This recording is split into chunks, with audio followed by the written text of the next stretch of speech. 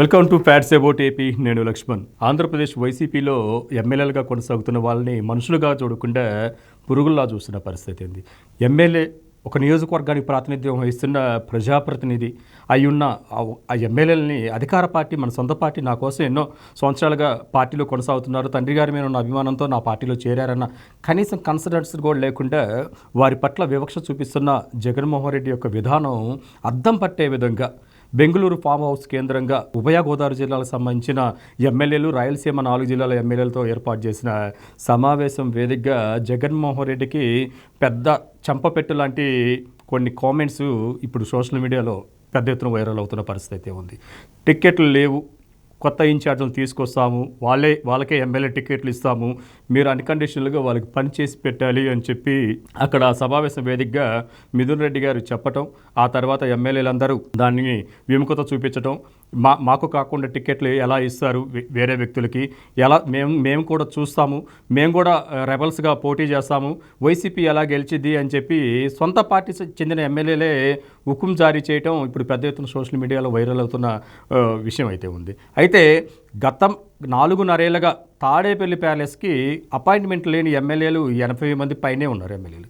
వీళ్ళందరూ ఇప్పుడు మూకుమ్మడిగా రాజీనామాలు చేస్తారా, లేకపోతే టికెట్ ఇవ్వకపోతే రెబల్ ఎమ్మెల్యేలుగా పోటీ చేసి వైసీపీని ఓడగొడతారా అన్న కామెంట్స్ అయితే పెద్ద ఎత్తున వినిపిస్తుంది. అయితే 4.5 ఏళ్ళుగా తెరుచుకొని ఈ తాడేపల్లి ప్యాలెస్ గేట్లు ఇప్పుడు తెరుచుకొని ఆహ్వానాలు పంపిస్తున్న పరిస్థితి కనిపిస్తుంది. ఎమ్మెల్యేలు చర్చలకు రావాలి, సానుకూల దృక్పథంతో కూర్చొని మాట్లాడుకున్నాం, రండి అని చెప్పి ఇప్పుడు జగన్మోహన్ రెడ్డి గారు మాట్లాడుతున్నారు. అయితే గత 4.5 ఏళ్ళుగా అపాయింట్మెంట్ అడుగుతున్న ఒక్కసారి కూడా అపాయింట్మెంట్ ఇవ్వకుండా వాళ్ళని చిన్న చూపు చూశారు జగన్మోహన్ రెడ్డి గారు.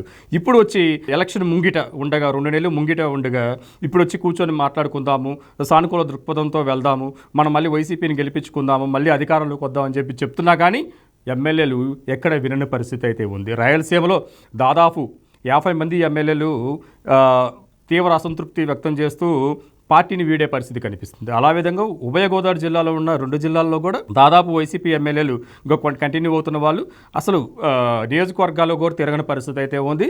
వారు నెక్స్ట్ టికెట్ ఇచ్చినా పోటీ చేయని పరిస్థితి, అదేవిధంగా కొత్త వాళ్ళని తీసుకొస్తున్నా కానీ వాళ్ళకి సపోర్ట్ చేయని పరిస్థితి.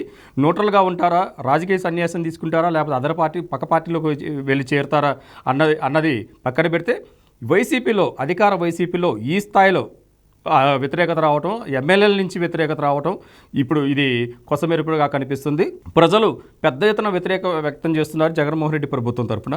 అయితే ఆ వ్యతిరేకత ఎమ్మెల్యేల పైన నెట్టివేసే ప్రయత్నం చేస్తున్నారని చెప్పి సొంత పార్టీ ఎమ్మెల్యేలే సోషల్ మీడియాలో వాపోతున్న పరిస్థితి కనిపిస్తుంది. పూర్తిగా ఎమ్మెల్యేలకే వ్యతిరేకత ఉంది అని చెప్పి జగన్మోహన్ రెడ్డి అంటే కాదు, జగన్మోహన్ రెడ్డి నియోజకవర్గాలను వదిలేశాడు, దానివల్ల అభివృద్ధి ఎక్కడా కనిపించలేదు, అభివృద్ధి చేసినా కానీ బిల్లులు ఇవ్వలేదు. జగన్మోహన్ రెడ్డి గారి వల్లే మేము అనవసరంగా ఈ రాజకీయాల్లో ఎమ్మెల్యేలుగా కొనసాగుతూ ఎన్ని వేల కోట్లు ఖర్చు పెట్టామో మాకే తెలియదు, ఇప్పుడు 1000 కోట్లు అప్పులో మునిగిపోయామని చెప్పి పెద్ద ఎత్తున ఎమ్మెల్యేలు అయితే మంత్రులు అయితే వాపోతున్న పరిస్థితి, ఎంపీల పరిస్థితి అయితే మరీ దారుణంగా ఉంది. ఈ క్రమంలో వైనాటు 175 అన్న ముఖ్యమంత్రి గారు ఇప్పుడు మాట పెగలటం లేదు. ఎంపీలని ఎమ్మెల్యేలను బుజ్జగించే ప్రయత్నాల్లో ఆయన బిజీ అయిపోవటం శోచనీయమని చెప్పాలి.